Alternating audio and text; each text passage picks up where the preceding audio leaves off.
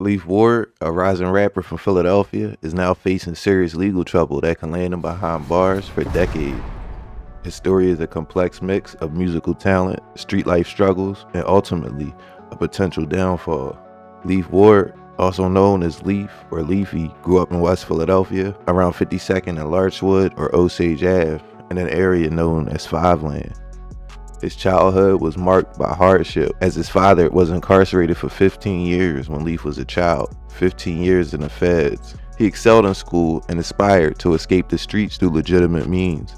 Despite graduating high school and enrolling in college with dreams of becoming a veterinarian, he found himself caught up in drama and violence, leading to academic struggles and eventually dropping out.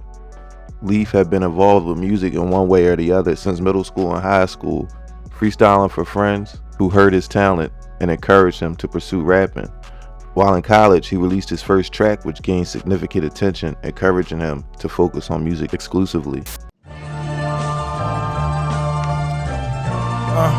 Oh shit, it's Leaf, West Philly shit. Pair newbies and some chewies, Louis gripping on my toolie. All the bad bitches wanna do me, fuck it, we gon' make a movie. And I'm really from the jungle, all my niggas animals. Glizzy clip with Steph Curry, bullets look like Amber Rose. 52nd Street into the death of me, 100 plus killers round me, it's gonna be hard to get next to me. Upon returning to Philadelphia from college, Leaf battled a severe Percocet addiction from 2012 to 2017, spending over $100,000 on the pills, according to him. I used to abuse Percocets, you hear me, like for 5 years. Nobody wouldn't say nothing to me, like, you feel me, and motherfuckers be scared and all that. When I was on Percs, bro, like, your face start looking dry, your physical appearance start changing, you look bad, your hair dry, you start not caring about the way you look, you just want to get high, you look bummy. This addiction led him to stealing from his supportive mother, a turning point in their relationship that made him realize the need to get clean. Also, his desire to be with his longtime best friend who refused to date him until he addressed his addiction also motivated him to quit pills, according to Leaf in interviews. Bro, my girl was my best friend, like, for damn near 10 years before we got together, bro. She the only person who used to tell me, like, yo, like, you on some bullshit out here. Like, I used to go at her. She told me one time, like, yo, boy, like, you gotta get your shit together before you get me. I really got my shit together, bro, at that same year, bro, 2017, bro, and I got her. That's crazy. I prefer over my wife, they took over my life. She had no choice but to leave me. I told her that I'ma change, I ain't gonna stay the same. I couldn't blame she ain't believe me, I know. During this period, local old heads that were looking out for Leaf provided financial support for studio time, though Leaf often used money for drugs. In 2018, Leaf found himself incarcerated and unable to pay bail. Fellow Philadelphia rapper P&B Rock, who had risen to stardom over overcoming his own troubled past, stepped in to pay Leaf's bail, wanting to help him succeed. This act of kindness led to a friendship and a studio collaboration, significantly boosting Leaf's career.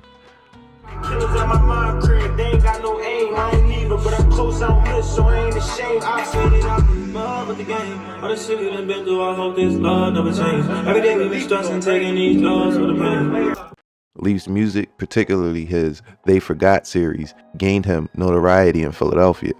He was known for his raw and honest lyrics, often reflecting his personal struggles and the realities of street life. I don't talk to God, he don't talk back. Got me thinking, is he really real? Toughest nigga in the hood told. Got me thinking, did he really squill? Hard times made me hard body. Shit was good, they was all by me. Told my story and they all copy. I see through him like an autopsy. I'm living. Despite his growing success, Leaf couldn't escape the violence of Philadelphia. In one incident, he survived a drive-by shooting in which he was shot in his hand. I've been shot one time in my hand. And did that bullet go in and out of your hand? No, it went in, bro. That shit was stuck in my hand, and I had some fragments over here. It went through my 2 fingers. I was driving. That shit came through the windshield, ripped through my fingers, and hit me in my palm. The bullet's been removed? Yeah, it got removed the same day. And while I was bitching, bro, that shit hurt, bro. Real rap. It hurt more because I got hit in the nerve, you feel me? So I felt that shit up my whole arm, bro. Like, oh boy, the worst pain I ever felt in my fucking life. But I'm glad it hit me right there. I was driving like this. My hand went right there. Shit would have smacked me in my face. I wouldn't even be here. I was on like a one-way block, driving. My left hand, my other hand, I'm in my phone in front of my face. I ain't really looking, I ain't really driving, I'm rolling because there's a stop sign coming up. Bro, I just heard them Jones. Boom. First John hit me in my hand. I look up, motherfucker, like right where you at, bro. Throwing them John, I'm thinking I'm cooked, bro, but niggas can't shoot. This event is believed to be connected to the city's intricate gang wars. Leaf's affiliation with Tasker Street, a gang with its own set of rivals, further entangled him in these dangerous situations and conflicts. He publicly addressed the shooting in his music, showcasing the constant threat of violence he faced and perpetuated. I'm through 14 shots, only hit me once in my hand. Them niggas was missing. They know they fucked up, they supposed to walk me down. They did, cause niggas was bitching. Despite relocating to Atlanta in 2021 to escape the dangers of Philly, Leaf eventually returned to his hometown.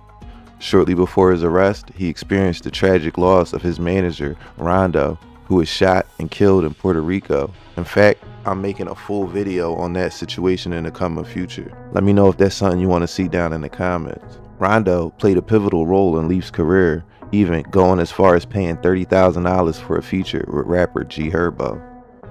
Bro, that shit, niggas set that shit up, bro. That shit was supposed to be 5 bands, bro. I'm at the studio and shit. Like, oh, that shit $30,000. I tell him, like, oh, sorry for wasting y'all time. My fault. Got my man with me. He like, bro, you want to pay the 30? He said, bro said, that 30 ain't shit. I'm like, nah, bro, I ain't letting you pay $30,000, bro. Me and bro going back and forth for like 5 minutes. They left. Bro said, f me, pushed me out of his way, ran outside, knocked on their truck door. He said, he'll tell her he won it. He said, telling right is the best fucking bars. My man, double R. That's a hundred though. The circumstances surrounding Rondo's death remain unclear, with rumors suggesting that he was involved in selling drugs and other things in the street beyond music management. This loss deeply affected Leaf, who admitted that the pain of losing loved ones never truly fades. In August of 2023, Leaf Ward was arrested in Philly after being caught with a stolen vehicle. During the arrest, he attempted to discard a loaded Glock pistol equipped with a conversion switch, turning it into an illegal machine gun, according to the FBI.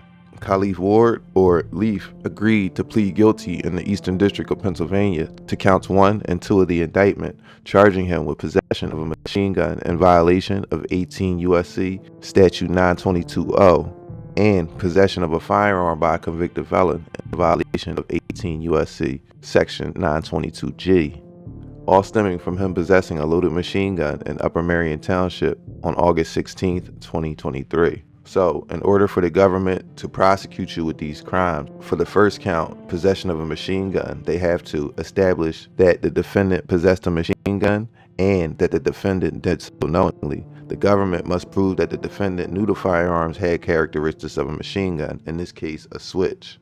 The term machine gun means any weapon which shoots, is designed to shoot, or can be readily restored to shoot automatically more than one shot without manual reloading by a single function of the trigger. The term shall also include the frame or receiver of any such weapon, any part designed and intended solely and exclusively, or combination of parts designed and intended for use in converting a weapon into a machine gun, and any combination of parts from which a machine gun can be assembled if parts are in possession or under the control of a person. Basically, if you have a gun and you in any way convert it to fire more than one shot with one pull of the trigger, they consider that a machine gun. So a switch converter put on the back definitely falls under that definition according to the government.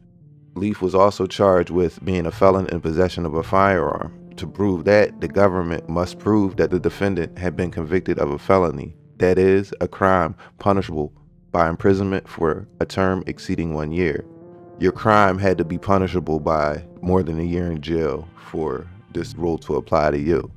Also, the defendant must be aware that he had been convicted of such crime. So if for some reason you have dementia or some sort of memory loss, this might be one of your defenses in this situation. Also, they have to prove that after the conviction of the felony, the defendant knowingly possessed a firearm or ammunition, and that the firearm or ammunition was or affecting interstate commerce. On count 1 of the indictment, charging him with possession of a machine gun, the maximum term of imprisonment is 10 years, followed by 3 years of supervised release and a $2,500 fine. And this is the maximum, like I said. On count 2, possession of a firearm by a felon, the maximum term of imprisonment is 15 years, followed by 3 years of supervised release and a $2,500 fine, for a total of 25 years, 3 years of supervised release, and a $500,000 fine. That's the maximum Leaf could face in this situation.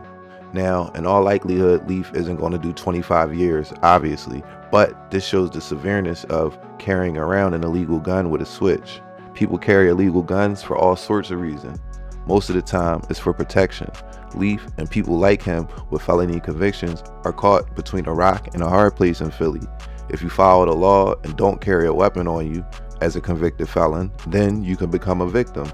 If you don't want to be caught without needing protection, you have to carry an illegal firearm. And this, in my opinion, is what happened with Leaf. On the night in question, I don't think he was out on a mission with his illegal gun and planning to use it. I think he had it on him for protection, and he was out to eat with his girl, and then this followed. On August 16, 2023, Leaf took a stolen vehicle to the Bahama Breeze restaurant in the King of Prussia Mall. Officers doing detail in the parking lot ran the registration for the car, which came back stolen out of Philadelphia. Law enforcement called the rental company, and the representative stated that the car was not returned for over 2 weeks and was reported stolen. The detectives then began the process of towing the vehicle. While the car was in the process of being towed, Leaf exited the restaurant with his girlfriend. I guess he might have saw the commotion from inside or saw whatever was going on from inside. Ward began running toward the truck until he saw uniformed police officers and the marked police vehicle. He then began sprinting back towards the restaurant. Before he ran back into the restaurant, officers noticed that he was wearing a distinctive red baseball hat with gold letters. Officers chased Ward into the restaurant and through the kitchen until he was apprehended behind the restaurant. While Leaf was fleeing through the restaurant, according to the officers, he put a loaded Glock pistol into the trash can and threw his hat nearby as well. A restaurant employee saw Leaf put the firearm into the trash can. Leaf and the employee were the only people in the area of the kitchen at the time, according to the police report. This employee gave a statement to police and also identified Leaf in a show-up identification less than 5 minutes after he saw Leaf put the gun in the trash can. Leaf was inside the police cruiser at the time of the ID. Ward's arrest, the recovery of the firearm, and the identification was all captured on body cam footage. Pictures of the recovery of the firearm and Leaf Ward's hat were also captured. A firearms examiner from Montgomery County detectives examined the firearm recovered from the trash can. The examiner determined that the factory plate on the back of the gun had been replaced with a Glock conversion switch. The examiner test-fired the weapon with the switch and determined that the firearm was fully automatic. This was the evidence the feds were going to use at trial against Leaf. This incident, coupled with his prior felony conviction for gun possession in 2019, had Leaf looking at 20 years fed time, as I said earlier, if this case went to trial. Instead, Leaf agreed to plead guilty to possession of a machine gun and possession of a firearm by a convicted felon, facing a stipulated sentence around 46 months. So that's almost 4 years, and with time served, Leaf might be out by the end of 2025, maybe. On July 10th, 2019, Leaf Ward was previously convicted of a felony possession of a firearm not to be carried without a license and sentenced to a term of 11.5 months to 24 months in prison. This case highlights the tragic reality of many young artists caught between the allure of street life and their artistic aspirations. Leaf Ward's story serves as a cautionary tale of the dangers of staying entangled in the streets, even when the success seems within reach. If you enjoyed this video, please hit the thumbs up. If you liked it enough to subscribe to the channel, please do that as well. It really helps the channel more than you guys know. And I'm gonna leave it there for now. Thanks for watching American Confidential, and until next time, be safe.